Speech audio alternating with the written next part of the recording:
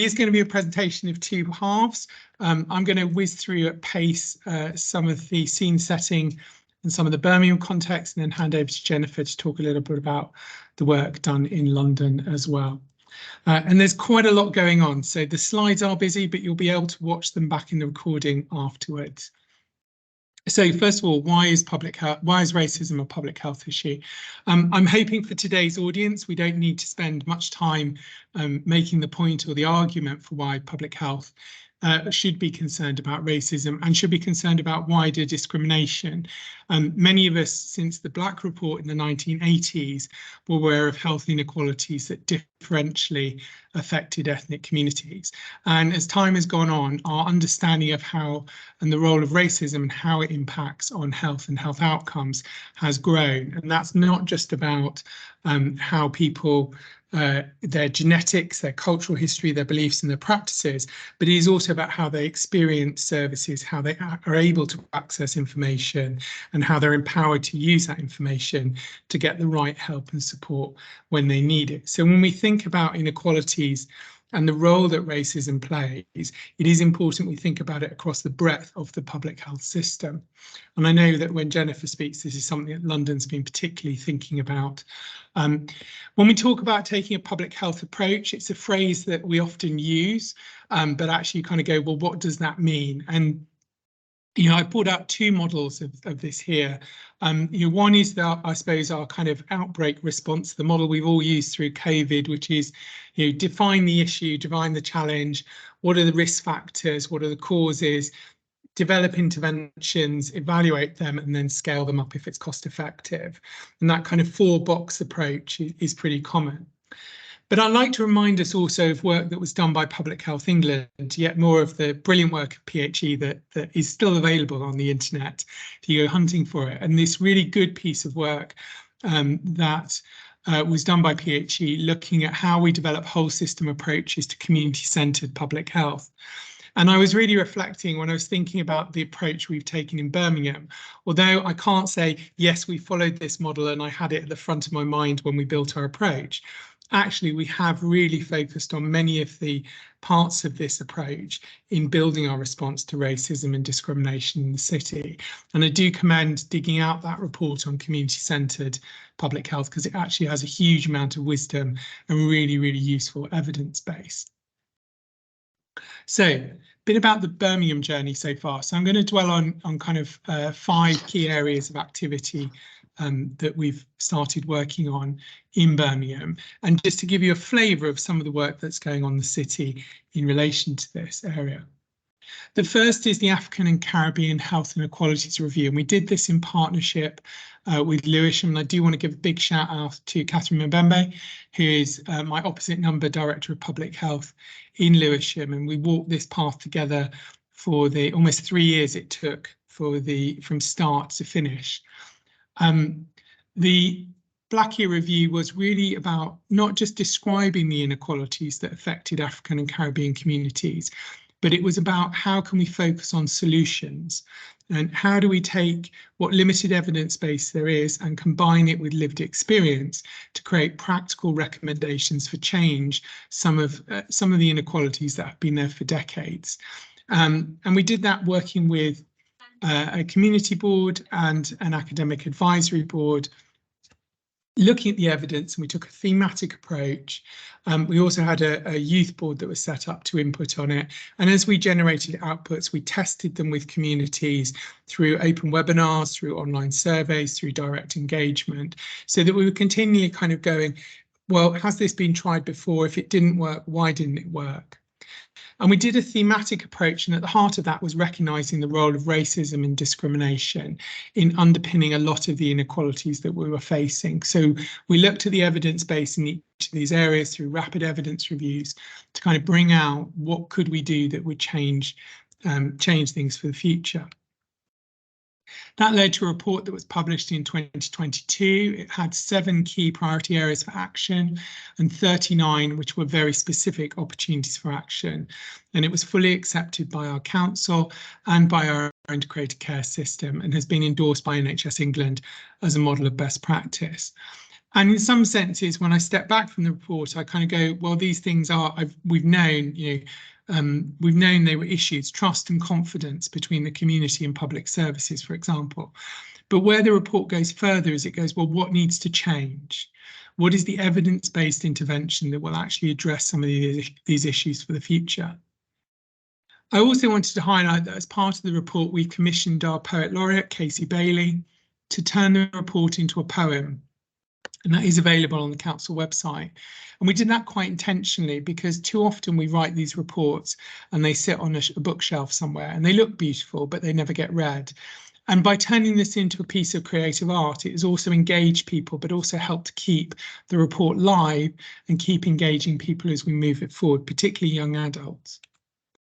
We're now in the implementation phase, and we have an implementation board which is chaired by 2 independent co-chairs. They sit above a series of delivery groups that focus on the 39 opportunities for action. And we have community engagement partners who form a community panel, which help keeping us connected to communities as we drive forward the report and its recommendations. So just on this one, I suppose what I would say in terms of the reflections is BLACHIR has not been an easy journey. As a white, cisgendered gay man with disabilities coming into the space of race, racial tension, racial disparities is not always an easy space to enter, particularly when you enter it from a position of power. And while my husband comes from the Caribbean community, that doesn't give me a pass for immediately being au fait with all of experiences of discrimination. I walk a path alongside him where I see it and I experience racial discrimination, but that's not the same as the way that he experiences it as a Black man in our community. And it took quite a lot of discussion for those of us that are entering the space from a white British perspective to be comfortable with being uncomfortable. And the journey of BLACHIR was about having uncomfortable conversations and sometimes being in the room with people that hadn't been listened to for a long time and being on the end of that anger and frustration was difficult to experience. But it was a really important thing and something I'm very grateful that people shared with me. But it is an important part of recognising getting into this space does require us to be more comfortable with being uncomfortable. The other thing that came out from BLACHIR that I wanted to highlight was the complexity of the language of Black communities. It is bonkers in some sense that we talk about Black African and homogenise all African communities under that label, irrespective of the colour of their skin. So we say that a Moroccan, a Nigerian and a South African are all seen from a public health point of view as Africans and have the same health inequalities. And of course, that's bonkers. It would be like saying people in Birmingham are the same as people in Milan or people in Lisbon, just because we're in the same continent. So we need to unpack that. But we also need to recognise that the word Black, in terms of its cultural ownership, changes between different cohorts and different communities. And we had very long discussions around the use of the word Black in census categories, and I'll come on to that in a second.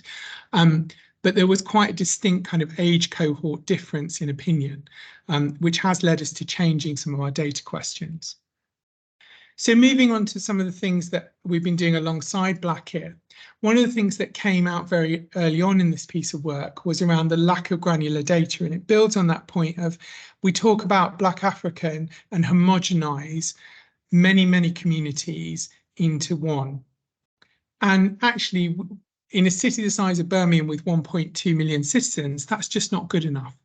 We need to go deeper than that. We need to recognise that our Somali community and our Nigerian community actually have different health needs and health profiles and health outcomes.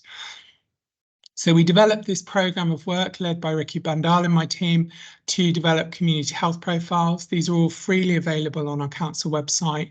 And what we've done is desktop needs assessments for individual communities of identity. Where it's appropriate, we have translated them into a primary language. We also run webinars to share the learning, and we also translate those webinars and the slide decks that go with them. And as well as the technical report, which often is almost 100 pages, if not more, with all its tables, we have a shorter 4-page infographic version of the profile as well. And once we've completed a profile, we commission a community organisation to work with us over a year with the local community of identity to say, here's what the data says. Does it resonate? And what do you want to do about it? And as part of that contract, there's some nest money to be able to pump prime community-led initiatives of change. And that has led to some really quite fundamental things, fundamental projects, or things that have been real tipping point projects.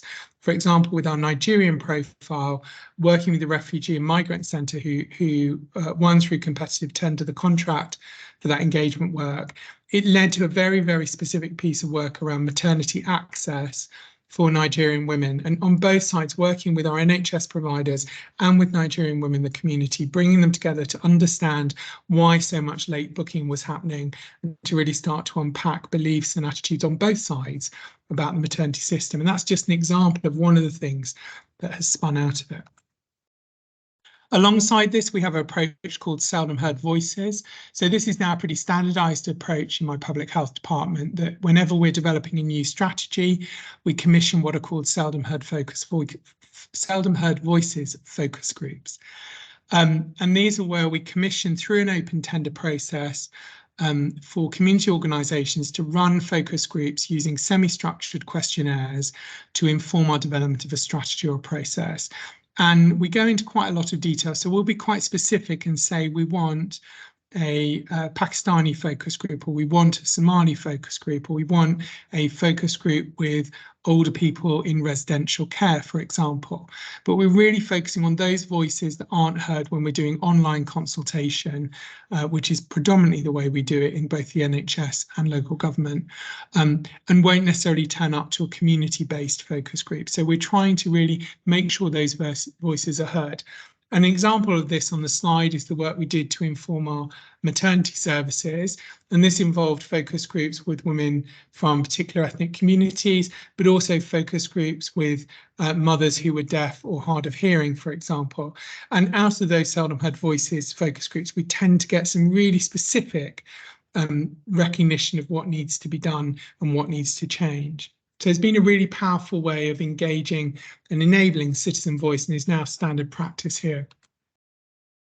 Some of the learning from this work, well, we're now doing an academic evaluation of the community health profiles to understand their impact, and that will report back next year.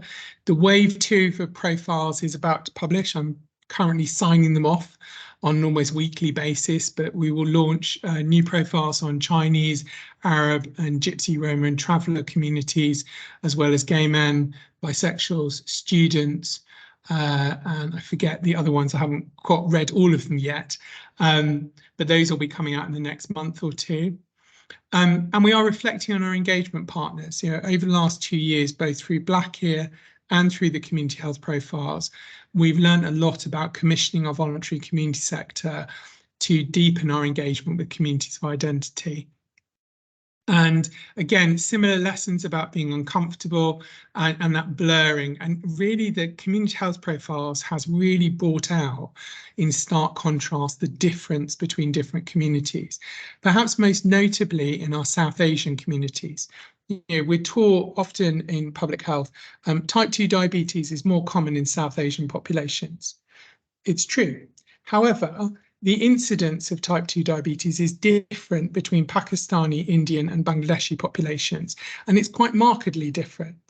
If you start to look at the incidence of cancer, it is different between those three countries, countries and their communities of identity. So actually through community health profiles, we've started to unpack this and started to demonstrate that our homogenization of ethnic identity is really leaving us falling short of what our systems need. So this led us on to data and intelligence. And as you know, we collect data on ethnicity through the census in line with the legally protected characteristics. And one of the things that we discussed at length with BLACHIR was around the use of the term Black and how people felt ticking a box that said Black African or Black Caribbean, where it doesn't say brown Indian or brown Pakistani. And there was quite a significant age difference in terms of people's opinion. In general, younger people felt much more negatively about the word Black. Older people felt much more, they had claimed that word as a word of empowerment and ownership. But we piloted working with the communities, removing Black from African and Caribbean.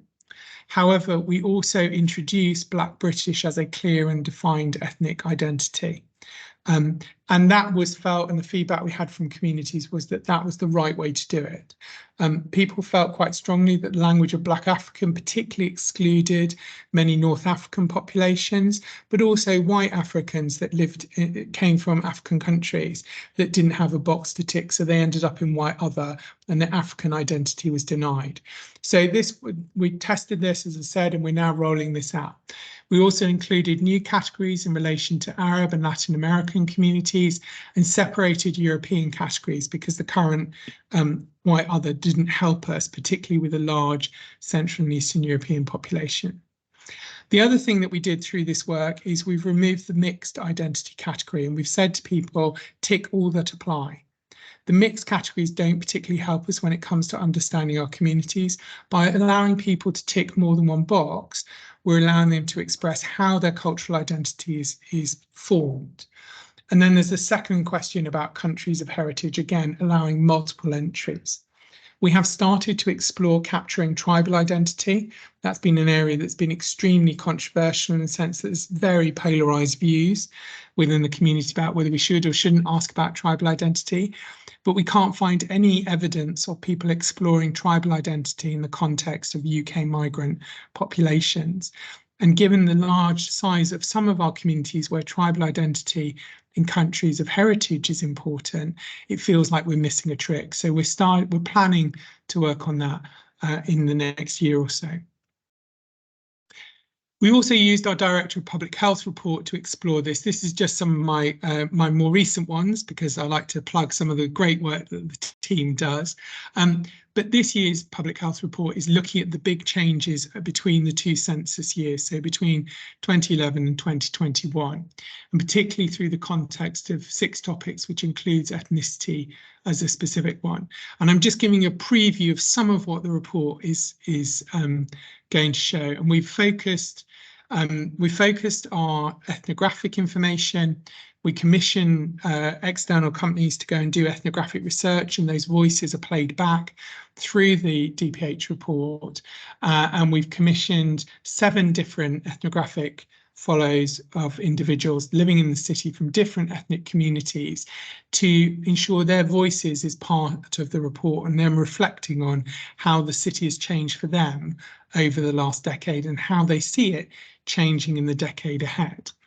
Because when you look at the changes in our city, there's been quite a marked reduction in the number of people from a white British background, a significant growth in the number of people from an African background, some reduction in those from Caribbean and other Black communities, an increase in our Pakistani and an increase in our Bangladeshi community, as well as those groups at the top, our other ethnic group, Arab and white other groups have also increased. So we are now a white British minority city, and we've seen quite a lot of shift and change. And just when you look at this in the context of our African and Caribbean communities and Black British communities, you can see that between the censuses, the last 3, there has been a significant change with, although the number of Caribbeans has stayed pretty constant, what we've seen is massive increase in our Black African community in the city. And that's predominantly Somali and Nigerian, but we're now increasingly seeing other African communities moving to the city as well. So it's important to go beyond that first level tier of identity in the data exploration. And this just demonstrates a bit of some of the shifts. So this is showing you on a map where the majority of our African community live, and that stayed pretty stable in the sense that Perry Bar and the west of the city have large African community. But when we look at the Caribbean community, this is it in 2011. And when we move to 2021, there are some changes in the map and there are some shifts in terms of where the centres are and some slight darkening of the green and some lightening in other areas. So we are seeing some population shifts as well. The other thing we've done in the report, is looking at intersectionality. And again, one of the things we struggle with when we talk about racism and discrimination is we look at it in a singular strand way. When we start to step back and actually look at differences and intersectionality and how does that connect, in people's ways of navigating the world, we get a slightly different perspective. And this just gives you a sense of how we're starting to do this, looking at the age demographics of different ethnic communities in the census data. But what you start to see is that there are some quite marked differences in the communities which have younger age groups and those which are older compared to the white British population. So it just gives you a sense around how some of these factors may interplay and interconnect. As I said, we're continuing to work on this. We are one of the few ICSs in the country which has integrated ethnicity metrics into our performance data for our 10-year strategy. We're using the modified questions that I've shared. These are now being built into our commission services, and we're starting the journey to explore tribal identity. And the key reflection here has been how important it has been to work with communities in this space and to explore with them where we want to go. Just as a slight sidebar, one of the things that through this journey we've also done is completely revitalised our approach to capturing data on disability and created a new question in partnership with our neurodivergent community to capture neurodivergence in a standardised question, because there isn't currently one that we could find nationally. So there have been knock-on effects for other diversity strands through this work. So I'll just touch briefly now on culturally targeted intervention. There are a few of these, so I'm going to whip through them at speed. But one of the elements that we've been working on as part of this programme activity has been to piloting different approaches to targeted interventions.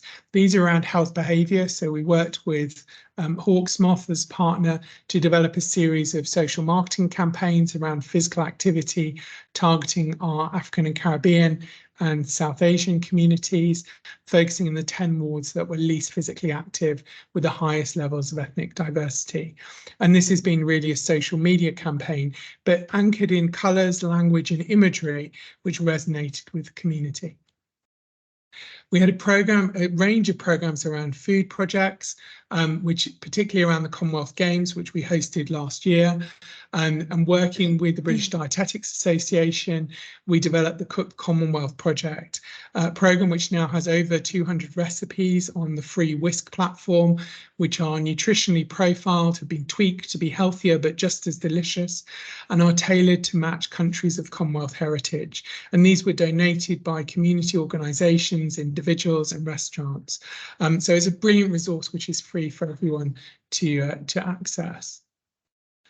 Where we've had non-recurrent money from the Department of Health, we've been able to pilot some targeted interventions and look at, does it make a difference? And in some cases it did, in some cases it didn't. So we piloted Tier 2 weight management for adults with specific ethnic communities, as well as Tier 2 for people with different forms of disabilities and mechanisms using sports clubs and sports trust as anchors. And we had variable results. Some of them performed significantly better than universal services. Some of them performed in line with universal services. Similarly, when we had non-recurrent funding from the Department of Health and Mental Health, we've commissioned targeted interventions for mental health support, working with organisations like Delicate Mind on mental health awareness and bereavement support in our Pakistani, Indian and Bangladeshi Muslim communities, with Common Unity on targeted suicide prevention training. And we also funded quite a large number of mental health first aid train the trainer places, specifically for ethnic community organisations, to build that skill base so they could then go on to continue to deliver mental health first aid training within their communities of identity. The pilot and learn approach has been really useful. I would say what's been interesting is not everything has worked better than the universal offer, and that's been an important piece of the learning. Not everything's going to be continued, and not everything has been continued. But one of the things we've been really intentional about is reflecting on what's the transferable learning. So where we're not going to continue it, how have we transferred that into the universal service? And then the final section I want to just share is our work on the cultural intelligence framework. And there is a separate webinar you'll be able to watch that we did last week that gives you more detail about this. But one of the core pillars that came through in BLACHIR was around trust, respect and inclusion. And as part of that, the language of cultural competency kept bouncing around. So we spent time looking at the evidence base, breaking it down, and we've broken it into two pillars: cultural intelligence, focusing at strategic level behaviour change, and interpersonal level through cultural humility and safety. And we've created a framework with 7 domains of practice. We've tested this with staff. We're now in the process of the final phase of refining the competency definitions and the toolkit that sits alongside it. And you go round this framework. You may not go all the way around it, but you do it for an individual community. You develop curiosity for our Pakistani community and then move to understanding, and then you might move to allyship. That does not give you the skills and competence to say you have understanding of our Israeli community. So we're being very clear, this is a framework you then apply to different communities of identity. It's not a one and done bit of EDI training.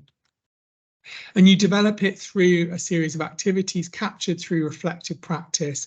And reflective practice, for those of you that are not familiar with it, is a way in which you reflect on an experience that you've had, you identify your feelings, your reflections, your actions, what you did, what other people did. Through that, look at your gaps and strengths, and then you look at how you're going to change things going forward. So it's a model that's very familiar for many in health and social care. And where we are now is we're piloting the competencies with a view to moving them to the pilot phase, which will start at the end of the year with external academic evaluation. And the kind of key takeaway from this, I think, has been actually how limited the evidence base is. When we look at trying to turn around and tackle racism and discrimination, and we talk about developing cultural competency, when you actually unpick the evidence base of what works, it is incredibly limited. So I hope that through this work, as we have the academic evaluation alongside the work that we're piloting, we're starting to build a body of evidence for change. So that's been a very rapid canter through the Birmingham work, and I'm going to hand over to Jennifer now to do a bit of a canter through the London work, because we thought it was great to give this opportunity of 2 brilliant cities, the capital and England's second city, both working alongside each other in this space. So over to you, Jennifer. Thank you, Justin. That's so impressive. I was just going to take a few slides, a little bit of a shorter presentation. As I saw Justin's many slides, I was going to give him as much time as possible, and just a little reflection on the London's journey. And when I say London, I have to caveat that it's London as in OHID, PHE, GLA, the statutory sector, because I'm sure, as you appreciate, there are so many different people, so different organizations that's been working in this space for decades, one of which is Marie Gabriel, who is our anti-racism champion for the GLA, and she's helping us develop our ideas and thinking in this journey. And she's been incredible sharing her wisdom and experience in this space. So for our journey as PHE or London, GLA and partners, OHID, ADPH, I think if I had to pinpoint one time when this work started to emerge was over the pandemic. As many of you will remember, the impact of the pandemic on ethnic minority communities was devastating. The disproportionate impact, particularly in London, I think around 45% of our population are from ethnic minority groups. So we saw that very clearly from very early on. And Kevin Fenton is the regional director for London, and he was commissioned from PHE to conduct a review of the impact of pandemic on people in ethnic groups. And from this work, you may remember there were 2 reports. There was the Disparities report, which was very much about the data, looking at the ethnic differences between different groups, the workforce, and the fact that people from ethnic minority groups were more likely to die, more likely to be hospitalized, and that raised a lot of awareness. But then there was also beyond the data, which was stakeholder interviews, that then started pointing out the reasons and the drivers of some of these disparities, of which racism was considered one of the key drivers of these differences. And along the way, the Race and Health Observatory was announced.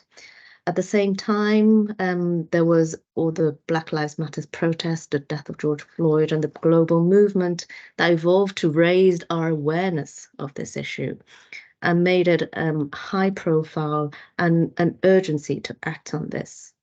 In London, ADPH, Associate Director of Public Health in London, highlights racism as a public health issue and issue their position statement as such and their programme work.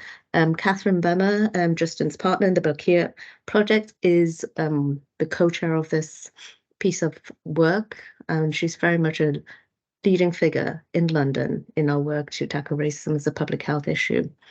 The Health Observer formally established in April 21, and then in June 21, we had a Beyond the Data 1 Year On report. And that was following on from the PhD report on Beyond the Data. Kevin then wanted to see 1 year on, has anything changed? What are we looking at now?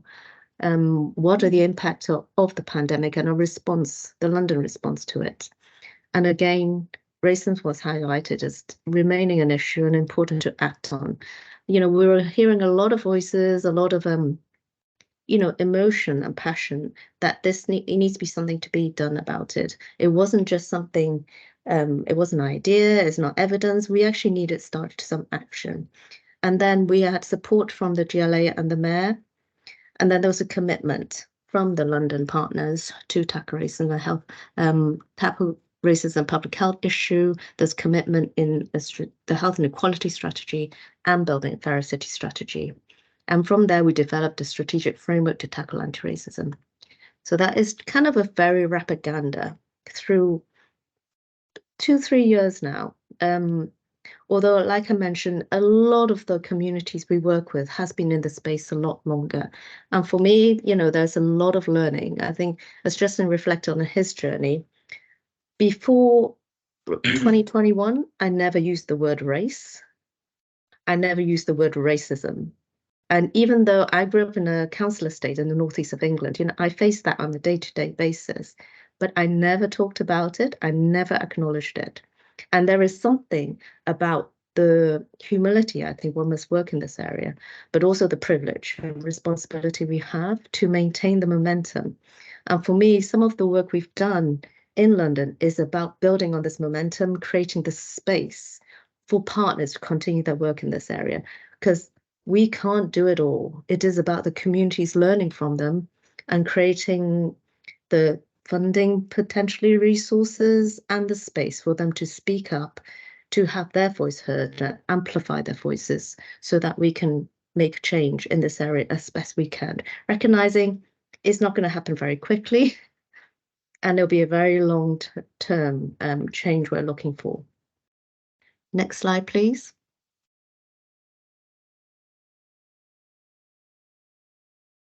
So a bit more detail about the Beyond the Data 1 Year On in London engagement work led by the London Health Equity Group.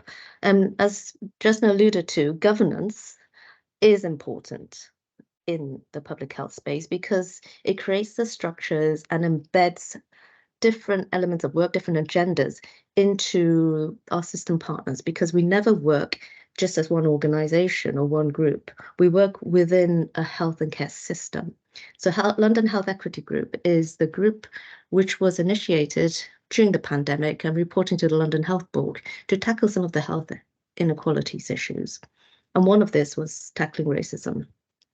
And as you can see, some of the themes that came out from our London engagement are very similar to what Justin has said, the fact we need to co-produce with communities, to build trust, to make sure everything is culturally competent, participatory, because it is about reflecting the voices of different communities and not just looking at the data and evidence. Although data and evidence is important, it is limited and will always be limited because it's like you said, there's flaws in the way we look at ethnicity, but also the way we look at data and research has been developed from a very Western point of view.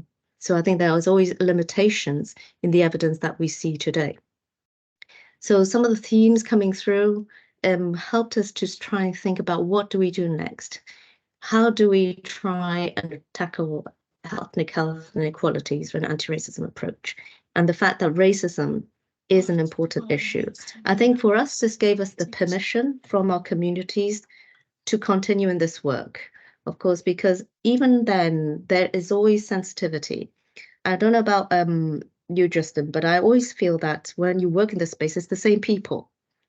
It's always the same people from the different organizations that are representing the same groups. And there is a sense that, are we talking to the same people all the time? How do we expand it?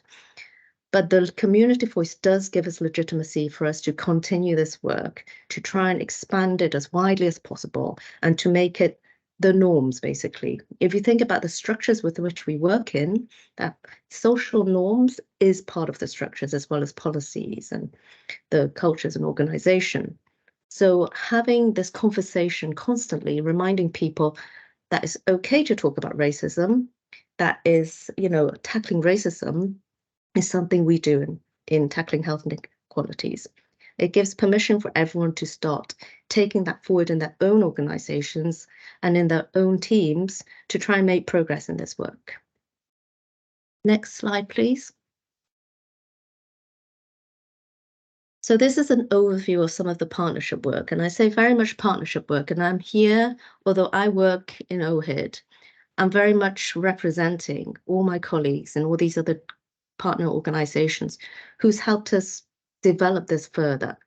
So working with the GLA, ADPH London, partners in UCL, getting an academic input, NHS England and the NHS partners in the integrated care systems, London councils, we form a group who work together as part of the health equity group to maintain momentum and steer this work forward.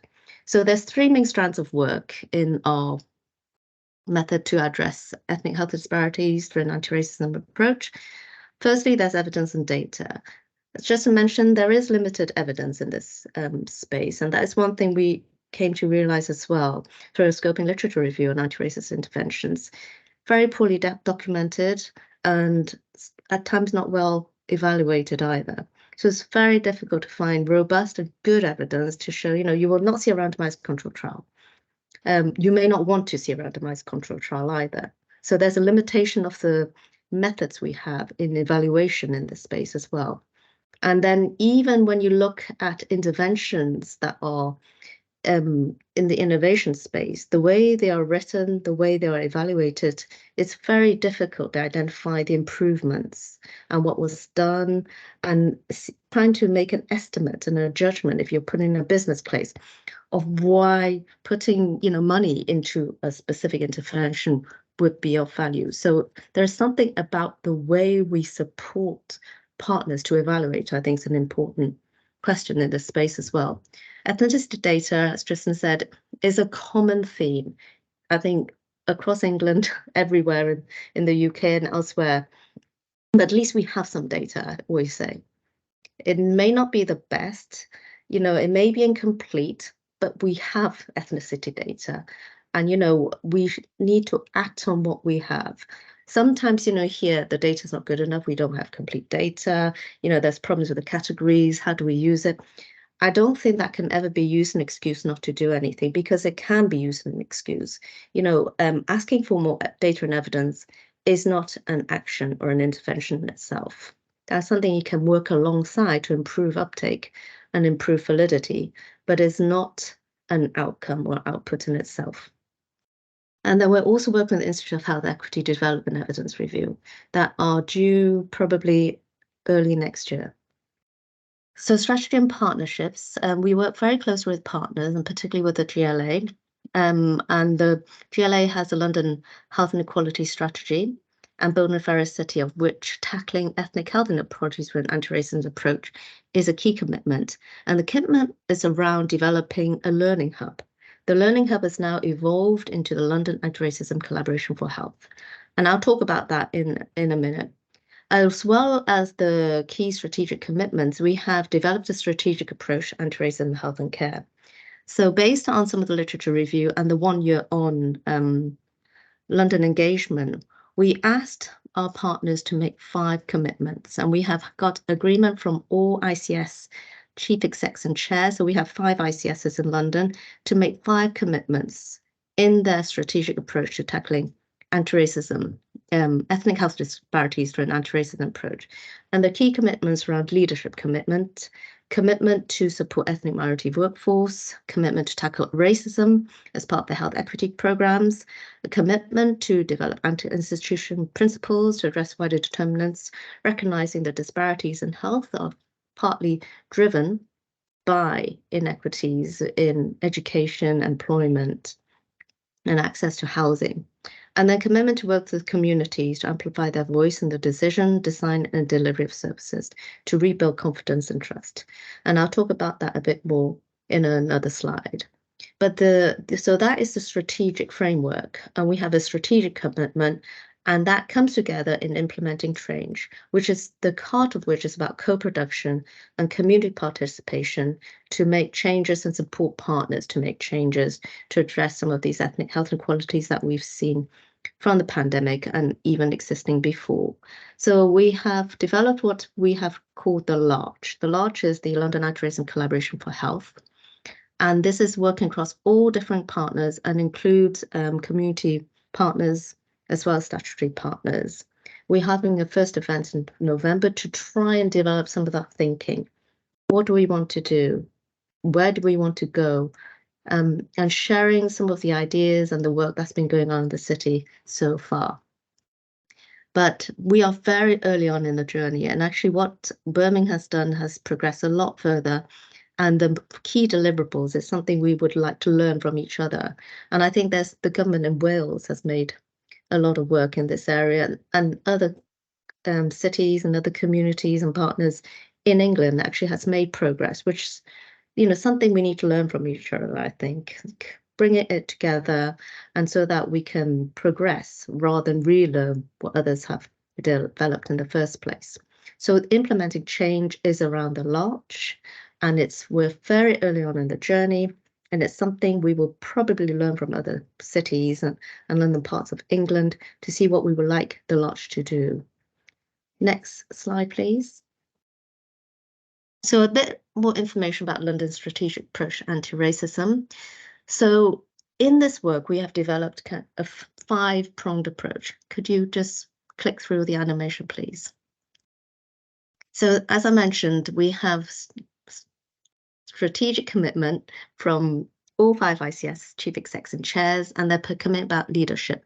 So leadership is about making a public commitment. So they have to, you know, say they want to be anti-racist and then put their money where their mouth is. And essentially, as well as a public commitment, they are putting board level review of strategy and monitoring objective indicators that relates to ethnic health inequalities.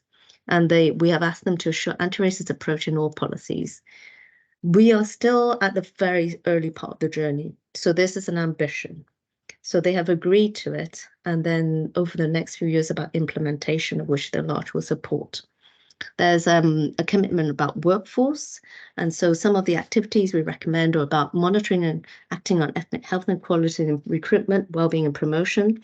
Some of you may be aware of the NHS RARES, Workforce Race Equality strategy with indicators.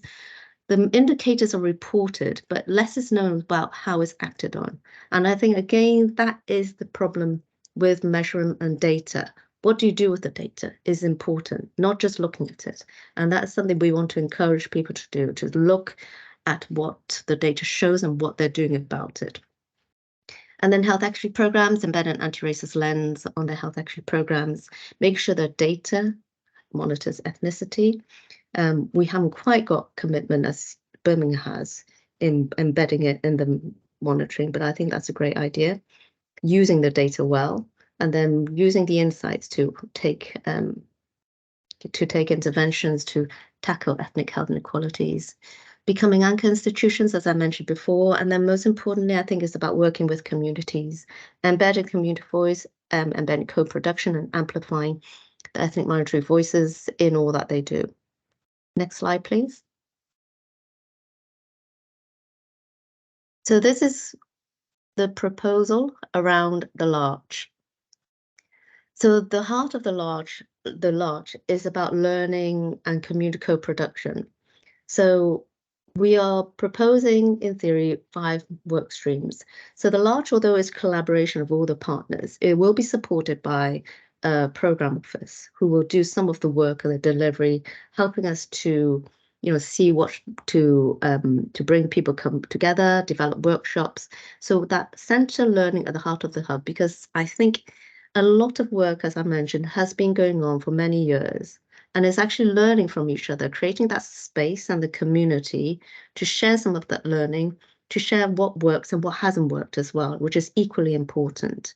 And then bringing people come together to learn about different communities and co-production, and then communicate with each other and with wider partners. You know, as we mentioned, I think one of our colleagues always says is 20%. 20% is always committed.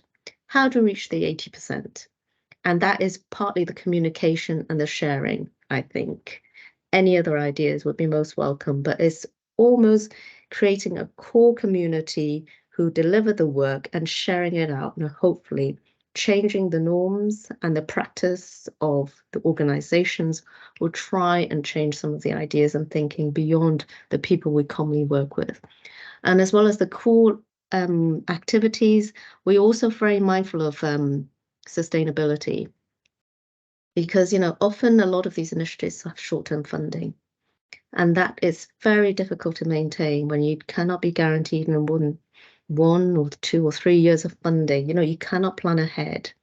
And so part of the work of this work stream of the LARCH is to help ensure and identify future funding.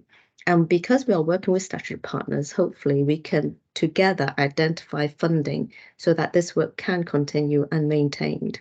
And the strategic alignment, I think we recognise the importance that the LARCH, the community, should not work alone, that we are key partners in this, because the burden is not on them to make a change.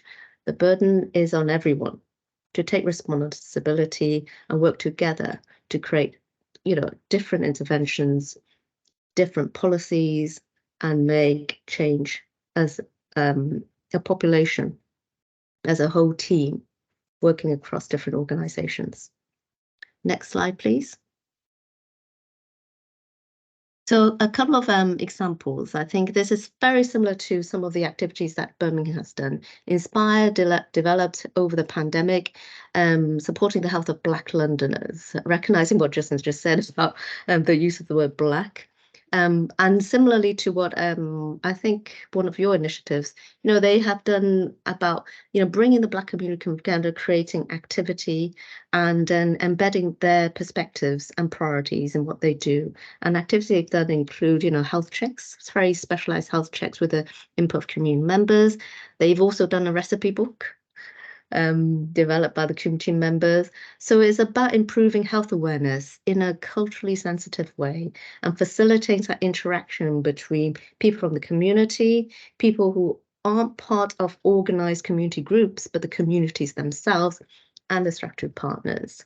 Identify best practice and share health resources to try and inspire Black people in London. Next slide, please. And another example is community-centered approaches. Sorry for the spelling error. Community champions, I'm sure many of you are aware of community champions. They've been around for many years, and then some were repurposed, some were recruited over the pandemic. But for us, I think because it is very much about the communities in which you work on, it very much takes on the ethos of the strategic framework and what we were saying about how to tackle racism in a public health approach. Is actually embedding the communities we work with, making sure that the community voice is part of the conversation, driving some of the activities, helping us to, develop better policies, develop better interventions. So the community champions we see is very much part of the way we tackle ethnic health inequalities through an anti-racism approach. I'm going to stop there so that we have time for some questions. Thank you for your time. Thank you very much, Jennifer, and brilliant to see just the range of work. And I think, like you in London, started this journey kind of at the beginning of the pandemic. And I think what London's done really well is put in some structure and governance, whereas we've been a little bit more wacky races in Birmingham. But through it, what you can see, I hope, for those listening and watching, is the passion and the commitment. And, I think what really struck me, Jennifer, as you said, before 2020, most public health people didn't talk about racism as a public health issue. It was there, but it was kind of wrapped up in inequalities. And we use that inequality shorthand. And I think what's so inspiring is actually so many of us now getting into this uncomfortable space of going, we've not done good enough. We need to do better. And I think that's really great. So if anyone wants to ask any questions, I'm going to stop the recording for the questions bit, but if you want to pop up your hand, then we can call you in.